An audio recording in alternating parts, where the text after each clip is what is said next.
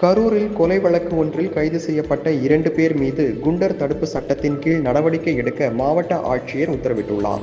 கரூர் மாநகராட்சிக்கு உட்பட்ட சனப்பிரட்டி கிராமத்தில் உள்ள சந்தோஷ்குமார் என்பவரின் வீட்டில் அவரது நண்பர் பிரகாஷ் என்பவருக்கு பிறந்த நாள் கொண்டாட்டம் நடைபெற்றது.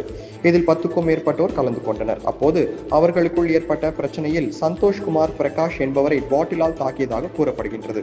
இதனையடுத்து பிரகாஷ் தனது நண்பர்களுடன் மருத்துவமனைக்கு சென்று சிகிச்சை பெற்று வீடு திரும்பும் போது தொழிற்பேட்டை அருகே தனியார் பள்ளி முன்பு நின்று கொண்டிருந்த சந்தோஷ்குமாரை பிரகாஷ் மற்றும் அவரது நண்பர்கள் கத்தியால் குத்திவிட்டு தப்பிச் சென்றுள்ளனர்.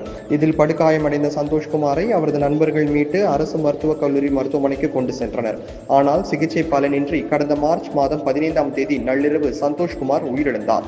இது தொடர்பாக வழக்கு பதிவு செய்த பசுபதிபாளையம் காவல் நிலைய போலீசார் நரிக்கட்டியூர் தில்லை நகரை சேர்ந்த பிரகாஷ், நத்தமேட்டை சேர்ந்த சந்தோஷ் ஆகியோரை கைது செய்து திருச்சி மத்திய சிறையில் அடைத்தனர்.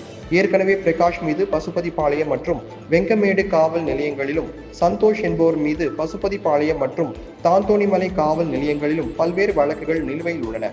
இந்நிலையில் கரூர் மாவட்ட காவல் கண்காணிப்பாளர் ஃபெரோஸ்கான் அப்துல்லா பரிந்துரையின் பேரில் பிரகாஷ், சந்தோஷ் ஆகியோரை குண்டர் தடுப்பு காவலில் வைக்க மாவட்ட ஆட்சியர் தங்கவேல் உத்தரவிட்டார்.